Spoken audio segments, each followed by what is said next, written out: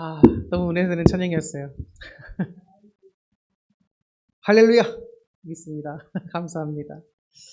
자, 오늘은 복음 위에 당당히 서라 라는 제목으로 말씀을 전하도록 하겠습니다. 한국 사회를 살아가는 우리에게 가장 익숙한 단어 중에 하나가 있다면 바로 체면이라고 하는 단어입니다. 체면. 남들에게 내 자신이 어떻게 보일까? 또 내가 이 정도는 해야 대접받지 않을까? 남들에게 쉽게 보이지 않고 좋게 보이려고 하는 그런 체면. 이런 것이 우리 한국 사회를 살아가는 우리들에게 굉장히 익숙한 단어라는 거예요. 그런데 이런 마음이 신앙생활에도 침투가 될 수 있다는 게 문제죠. 체면을 생각하다 보면 외식하기가 쉬워집니다. 내가 이만큼 헌신했으니까 성도들도 나를 인정해주고 알아주겠지. 그리고 내가 이만큼 헌신하고 헌금했으니까 하나님도 나를 보며 기뻐하시겠지. 혹은 내가 어제 죄를 지었으니 오늘은 기도할 자격이 없어. 이렇게 생각하면서 하나님 앞에 나오기도 주저주저 할 때가 있을지도 모릅니다. 오늘 본문은 바로 이런 우리들에게 매우 귀중한 교훈을 주는 장면이 나옵니다. 기독교의 두 기둥 같은 사도가 있어요. 한 명은 누구죠? 한 명은 유대인의 사도로 부름을 받은 베드로입니다. 또 한 명은 이방인의 사도로 부름받은 바울이죠. 자, 베드로가 바울이 안디옥이라고 하는 곳에서 정면으로 충돌한 사건이 오늘 본문의 말씀입니다. 자, 이 사건을 통해서 우리는 기독교 신앙의 핵심인 이신칭의에 대해서 그 본질을 명확히 알 수 있게 됩니다. 이신칭의는 뭐죠? 나의 행위로 말미암아 의롭다움을 받는 것이 아니라 오직 예수 그리스도를 믿는 그 믿음으로 말미암아 하나님께서 우리를 의롭다 인정해 주신다는 겁니다. 예수 그리스도의 보혈의 피의 은혜를 받은 사람들은 하나님께서 우리의 믿음을 보시면서 그래, 내가 그 믿음을 보고 너를 의롭게 해주겠다 라고 하는 거예요. 그게 바로 이신칭의입니다. 주님께서 우리를 의롭다라고 인정해 주는 데 있어서는 나의 행위와 별개로 예수 그리스도를 믿는 믿음으로 받는다는 것이죠. 그래서 이 이신칭의의 진리가 왜 우리 삶의 실제적인 능력이 되는지를 말씀을 통해서 좀 알아보려고 합니다. 자, 일단 안디옥에서 충돌했던 그 배경을 잠깐 말씀을 드리면 사건의 발달은 이래요. 베드로가 이방인 성도들과 함께 즐겁게 식사를 하고 있었습니다. 베드로는 유대인이잖아요. 근데 유대인의 율법 속에는 이방인과 함께 식사하면 안 됩니다. 네. 그런데 유대인이었던 베드로가 이방인과 함께 식사를 하고 있었단 말이에요. 그래서 베드로는 이미 복음 안에서 자유를 얻은 상태였습니다. 왜냐하면 베드로는 이미 예수님을 믿었잖아요. 그런 상태였어요. 그런데 예루살렘에서 할례파가 있었습니다. 이 사람들은 유대교 전통을 중시하는 사람들이었어요. 그러니까 유대교 전통 속에서는 말 그대로 이방인과 식사하는 것이 금지가 되어 있었기 때문에 근데 베드로가 이방인과 식사를 하고 있는데 그 자리에 누가 왔다고요? 이 할례파가 왔다는 겁니다. 그러니까 베드로는 자기의 체면을 생각하는 거예요. 내가 이방인과 유대인으로서 밥을 먹는데 이 할례파 사람들이 와서 봤을 때 나를 어떻게 생각할까? 그리고 또 그들에게 비난받을 것이 두려워서 슬그머니 그 식사 자리를 떠납니다. 마치 안 한 것처럼. 그 외식인 거죠. 베드로의 이 외식된 행동 이런 것들은 유대인들뿐만 아니라 심지어 바나바까지 함께 그 악한 행동들에 휩쓸리고 물들게 만들어 버립니다. 그러니까 바울이 책망하는 거예요. 바울은 이것을 개인적인 감정에서의 문제로 치부하지 않았습니다. 그냥 베드로가 저렇게 하는 것이 그냥 내 마음에 안 들어서 이렇게 이야기한 것이 아니라 복음의 진리를 따라 행하지 아니한 것을 굉장히 심각한 것으로 봤습니다. 그게 14절에 나와 있는 거예요. 14절에 복음의 진리를 따라 바르게 행하지 아니한 것을 바울은 염려한 겁니다. 하물며 사도는 어떤 위치에 있지요? 성도님들을 잘 이끌고 가야 되는 위치에 있잖아요. 근데 그런 베드로가 자기 체면을 생각하면서 이방인과 식사 자리에서 떠나서 슬그머니 뒤로 피했다는 거예요. 이 모습은 복음의 진리를 굉장히 왜곡시키고 훼손시킬 수 있는 요지가 있는 겁니다. 그러면 이신칭의가 여러분 왜 그렇게 중요한 겁니까? 자, 16절을 보면 행위의 굴레에서 벗어나는 자유가 바로 이 이신칭의에서부터 시작되기 때문입니다. 자, 16절을 보겠습니다. 사람이 의롭게 되는 것은 율법의 행위로 말미암음이 아니요 오직 예수 그리스도를 믿음으로 말미암는 줄 알므로 되어 있죠. 이신칭의는 단순히 교리가 아닙니다. 이것은 생존의 문제예요. 만약 우리가 우리의 행위로 율법으로 의로워져야 한다면 우리는 평생 여러분 불안 속에 살아야 됩니다. 조금만 실수해도 하나님과의 관계가 무너질까 전전긍긍해야 하기 때문이죠. 사도 바울은 오늘 본문 16절 한 절에서만 의롭게 된다는 표현을 3번이나 반복해 사용합니다. 이걸 강조하는 거죠. 그만큼 이것이 이신칭의가 우리 기독교의 핵심이고 생명입니다. 그렇다면 왜 우리는 행위로는 안 되고 오직 예수님으로만 되어야 하는 걸까? 첫 번째, 율법의 행위는 우리를 온전케 할 수 없기 때문입니다. 여러분들은 행위로 온전하신 분 계십니까? 나는 행위로 완전히 온전해. 하나님께 의롭다고 인정받을 자신이 있어. 이런 분이 계시다면 그것은 100% 거짓말입니다. 사람은 절대로 나의 의지와 나의 행위로 하나님께 의롭다고 인정받을 수가 없습니다. 그래서 하나님은 구약에서도 레위기를 통해서 5대 제사법을 알려주셨죠. 그럼 너희가 죄악을 저지르면 이러한 제사를 통해서 너의 모든 죄를 내가 다 사해주겠다. 그래서 레위기는 러브레터라고 불려요. 러브레터. 사랑의 편지잖아요. 하나님이 우리와의 관계를 회복시키시고 다시 하나님과의 좋은 관계를 유지시키기 위해서 하나님이 그런 제사법이라고 하는 것을 마련해 주신 겁니다. 그런데 신약에 와서는 예수 그리스도가 십자가에 달려 돌아가심으로 말미암아 이제 누구든지 그 예수님의 의회와 예수님의 그 모든 사실을 믿는 사람들에게는 하나님이 이제는 은혜로서 우리의 믿음을 보시고 다 온전한 의롭게 해주신다는 겁니다. 그래서 성경의 기준은 매우 단호한 거예요. 의로워지려면 율법대로라면 하나의 실수도 범하면 안 됩니다. 100가지 중에서 99가지를 잘해도 하나만 어겨도 그 사람은 죄인인 거예요. 앞서 말씀드린 그렇기 때문에 율법의 행위는 우리를 어떻게 한다? 완성할 수가 없고 오직 예수님만 우리를 완성시킬 수 있는 분이다. 그래서 아셔야 됩니다. 예화를 잠깐 말씀드리면 어떤 아들이 잘못을 해서 법정에 서게 됩니다. 그런데 그 재판관이 이 아들의 아버지였습니다. 이 아버지가 어떻게 판결했을까요? 그 아들이 잘못된 것을 정확하게 판단해서 벌금형을 선포합니다. 그런데 이 아들이 벌금을 낼 수 있는 만한 재력이 안 되는 거예요. 아직은 경제활동이 없으니까. 그러니까 아버지가 그렇게 판결을 했지만 아버지 자신의 사비로 아들의 모든 벌금을 다 지불했습니다. 그래서 이 아이는 죄가 있음에도 불구하고 아버지의 은혜로 모든 죄가 없게 된 거예요. 이게 이신칭의의 은혜입니다. 이 아들이 뭐 죄를 씻김받는 데 있어서 자유롭게 되는 데 있어서 뭐 행위를 했습니까? 안 했죠.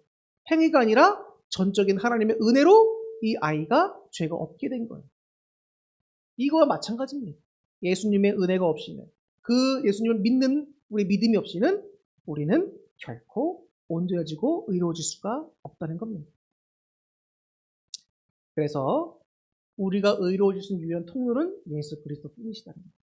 자, 그리고 또 두 번째, 진정한 의로움은 어디에 있을까요? 나의 팔이 아니라 주님의 팔에 있는 겁니다.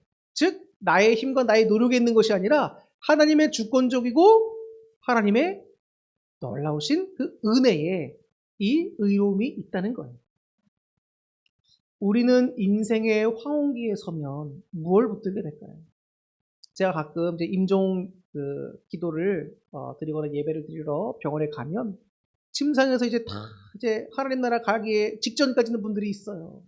그러면 이분들이 예수님을 안 믿었다가도 제가 이렇게 저를 따라 하시면서 혹은 따라할 수 없으면 잘 듣다가 마지막에 아멘 할 때 진심으로 아멘하십시오라고 합니다. 그러면은 그렇게 예수님을 안 믿다가도 끝에 아멘하고 돌아가시는 분이 있고, 어떤 분들은 끝까지 고집 피우다가 돌아가시는 분들이 있어요. 저는 그걸 보면서 느낍니다. 너무 안타깝다. 저분들이 이렇게 죽을 때가 다 돼서 이렇게 예수님을 영접하는 것도 귀한 일이지만, 평소에 예수님을 잘 믿고 섬기다가 돌아가시면 천국에서 얼마나 큰 영광을 받으실까. 근데 어떤 분들은 또 안 믿는다 그랬잖아요. 끝까지. 너무 안타까운 거죠. 예수 그리스도만이 나를 구원해 주시고 의롭게 하실 유일한 통로인데 끝까지 고집 부리다가 돌아가시면 어떻게 되겠어요? 그 영혼이. 지옥에 가게 되잖아요. 우리의 인생의 황혼기에 서면 우리는 무엇을 더 붙들게 될까요? 평생을 인도를 위해 바쳤던 윌리엄 캐리라고 하는 선교사를 보면, 이분은 나중에 하나님을 열심히 섬겼습니다. 그 매우 유명한 선교사였어요. 사람들한테 인정받고, 자신의 친구가 와서 이 선교사를 막 칭찬하고 합니다. 근데 그 선교사가 단칼로 입을 가로막으면서 나는 잘한 것이 없다. 오직 하나님의 은혜에 내가 순종하고 충성했을 뿐이다. 모든 영광은 다 하나님께 돌린다 하고 돌아갔어요. 대단한 선교사님이십니다. 그는 자신의 사역이나 업적을 의지하지 않았어요. 자랑하지 않았어요. 오히려 그것들을 배설물처럼 여기면서 고백했습니다. 그래서 그분의 무덤에 가면 이런 말이 적혀 있어요. 나는 벌레 같은 죄인일 뿐이며 오직 주의 온유한 팔에 안겨 있을 뿐입니다. 너무 은혜가 되는 한 문장의 말씀 아닙니까? 여러분, 선교사를 감당하는 것도 굉장히 어려운 일입니다. 생판 모르는 남의 나라 가가지고 언어도 잘 타기도 힘들 텐데 거기서 선교사를 끝까지 사역하면서 마지막에도 주님께 이런 고백을 하고 돌아간다는 것은 정말 우리가 본받아야 될 믿음들이에요. 이것이 16절이 말하는 예수 그리스도를 믿는 그 믿음의 실제적인 모습이라는 거예요. 이신층이는 나의 가장 훌륭한 행위조차도 거룩한 하나님 앞에서는 누더기와 같은 오심을 우리가 인정하는 겁니다. 그러니까 나의 행위는 주님의 은혜 앞에서는 아무것도 아니다. 자랑할 것도 아니고 인정받기 위해서 노력할 것도 아니다라는 거예요.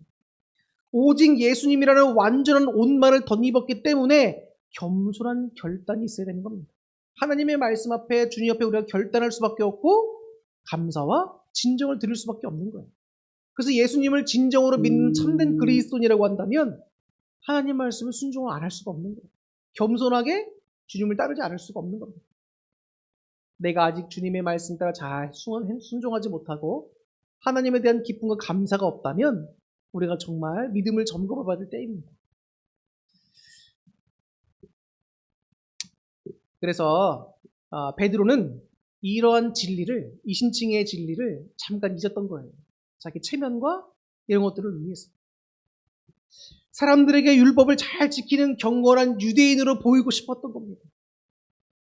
그 마음이 이신층이 복음의 본질을 흐렸기 때문에 바울이 베드로에게 가서 많은 사람들 앞에서 책망한 거죠.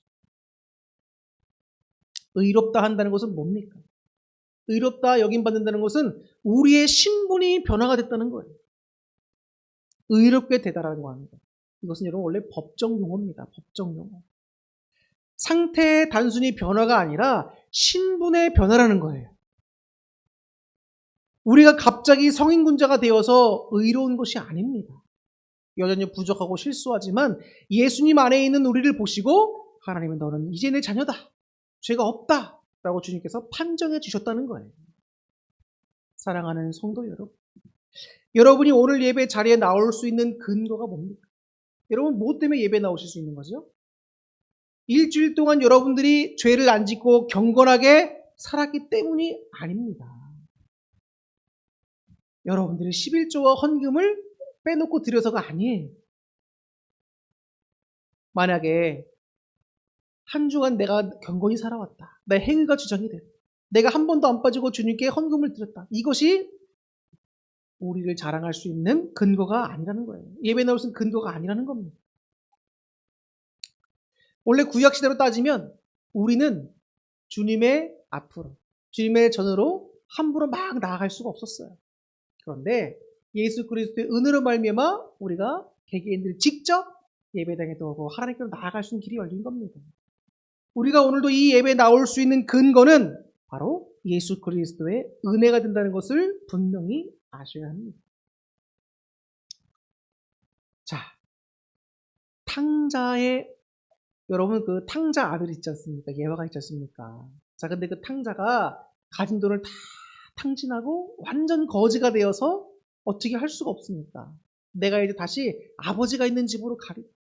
아버지의 밑에 있는 종들은 나보다도 이렇게 더 잘 먹고 잘 살고 있는데 내가 차라리 아버지께 가서 회개하며 종들과 같이 되리라 라는 마음으로 아버지께 다시 오는 거예요. 근데 이 아버지는 매일같이 이 집 나간 아들을 기다리고 있었던 겁니다.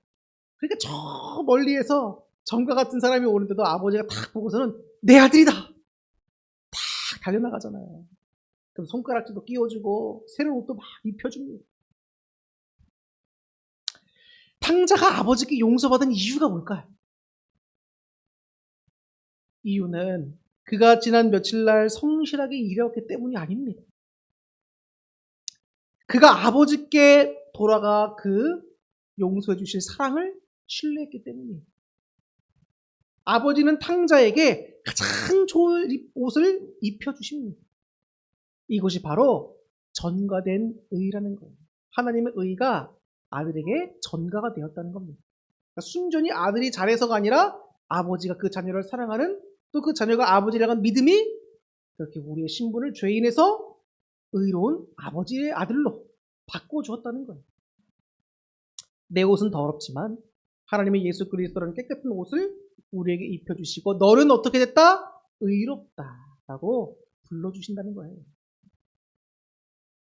그래서 나를 의롭게 하는 것은 오직 누구시다?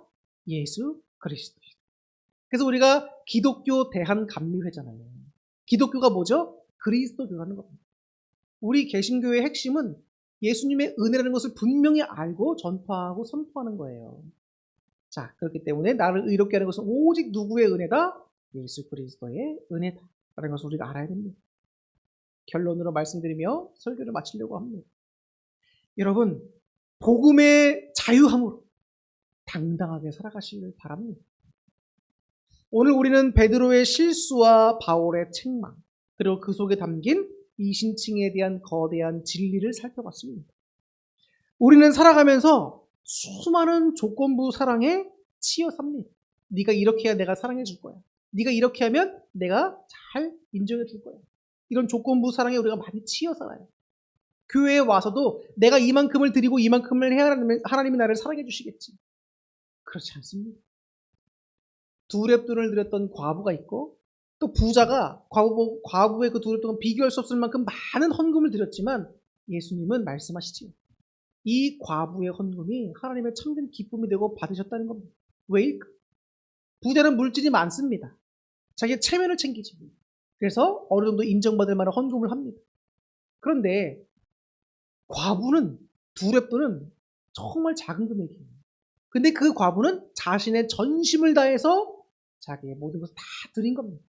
그러니까 하나님 보실 때는 위선적이고 체면을 차리는 부자의 헌금이 아니라 적어도 마음을 보시는 그 하나님이 그 두 렙돈을 드린 과부를 기뻐 받으셨다는 거죠.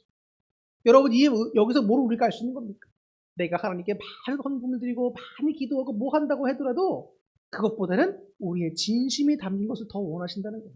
그 진심이 예수 그리스도를 통해 하나님께 전달돼요. 하나님이 그것으로 우리에게 의롭다 인정해 주신다는 겁니다. 그렇기 때문에 여러분 교회 나올 때 헌금 때문에 걱정하지 마세요. 어떤 분들은 내가 헌금 낼 돈이 없어서 교회 못 나오겠다고 안 나오시는 분이 계십니다. 그렇지 않아요. 하나님은 모든 게 다 주님 건데 헌금 솔직히 받으실 필요 없습니다. 그런데 헌금은 왜 필요한 거죠? 이 교회가 주님의 일을 감당하기 위해서 필요한 겁니다. 그리고 하나님은 내 마음이 있는 곳에 물질이 있다고 말씀하셨습니다. 우리의 진실된 마음을 우리가 뭘로 표현할 수 있겠습니까? 저는 하나님을 사랑합니다. 뭘로 표현하겠습니까? 옛날에는 뭐 다양한 것을 표현할 수 있습니다. 그래서 어떤 이제 과거에 여성도들 가운데 내가 헌금을 드릴 돈이 없습니다. 내 하루에 몇 시간을 헌금처럼 주님을 위해서 헌신하며 살겠습니다. 그래서 예전에는 그런 시간을 드리고 자신의 어떤 건강도 드리고 헌신을 드리면서 헌금했던 분도 계세요. 굉장한 일인 거죠. 헌금을 하고 못하고가 중요한 게 아닙니다. 하나님 앞에 진실됨으로 나오는 것이 중요하다는 것입니다. 그래서 여러분, 사람들의 시선으로부터 좀 우리가 자유로워야 돼요. 내가 좀 부족하다고, 내가 좀 연약하다고, 내가 좀 가난하다고, 여러분 상관없습니다. 하나님은 여러분의 그런 모습을 보시는 게 아니에요. 진실 때문에 보신다는 겁니다. 그러니까 사람의 시선으로 자유해져서 체면과 외식에서 떠나시기를 바랍니다. 두 번째, 기쁨의 순종이 바로 이 이신층의 은혜를 깨닫게 되면서부터 시작되는 거예요. 사람은 뭔가 다른 이들로부터 고마움을 느껴야 뭐라도 하나라도 더 해줄 수가 있는 거예요. 예수 그리스도의 그 은혜를 여러분 정말 마음속 진심 깊이 받아들이시고 감사하고 있습니까? 이게 정말 중요한 은혜고 정말 중요한 질문이에요. 내가 왜 주님을 향해서 헌신하지 못할까? 내가 왜 하나라도 주님을 향해서 충성하지 못할까? 주님에 대한 감사와 마음이 없기 때문인 거예요. 내가 저 사람이 정말 좋고 감사하다고 한다면 여러분 연애할 때 생각해 보세요. 얼마나 불꽃튀기입니까? 밤늦고 피곤한데도 불구하고 계속 만나고 싶잖아요. 사랑하는 마음이 있기 때문인 겁니다. 그런데 사랑이 식으면 네가 뭘 하든 별로 신경 안 쓰잖아요. 우리의 마음이 하나님께 그렇게 진정으로 상달이 되는 거예요. 그래서 기쁨의 순종은 어디서부터 시작되느냐? 내가 이신층의 은혜를, 그 은혜를, 감사를 깨닫는 순간부터라는 거예요. 자, 우리 사랑하는 성도 여러분, 예배당 문을 나서는 순간 다시 세상의 거친 파도가 여러분에게 이렇게 말할 겁니다. 너는 자격이 없어. 너는 이 정도밖에 안 돼. 그러한 악한 영의 공격과 세상의 파도에 여러분 지지 마세요. 나의 가치는 나의 능력이 있는 것이 아닙니다. 나에게 물질이 있는 것이 아닙니다. 하나님이 나를 어떻게 봐주시는가에 나의 가치가 있는 거예요. 하나님은 여러분들을 어떻게 보시죠? 하나님은 여러분들을 매우 소중한 존재로 하나님이 여겨주십니다. 근데 하나님은 우리를 그렇게 여겨주시는데 세상에 누가 뭐라고 얘기한들 그 가치가 손상되겠냐고. 그렇지 않습니다. 여러분의 가치는 물질과 능력이 아니라 하나님으로부터 나온다. 그 하나님이 여러분들을 인정하시고 여러분들을 사랑하시고 높여주고 계시는 사실을 꼭 기억하시면서 그 사랑의 은혜에 보답할 수 있기를 바랍니다. 다시 한번 이제 마지막으로 말씀드리지만 하나님이 여러분들을 의롭게 여기신다는 것은 여러분이 막 열심히 잘해서가 아니에요.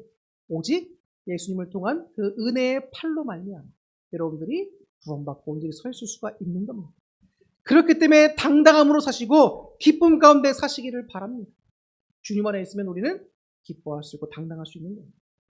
이번 한 주간도 세상 속에 승리하며 살아가시기를 예수님의 이름으로 축원합니다. 기도하겠습니다.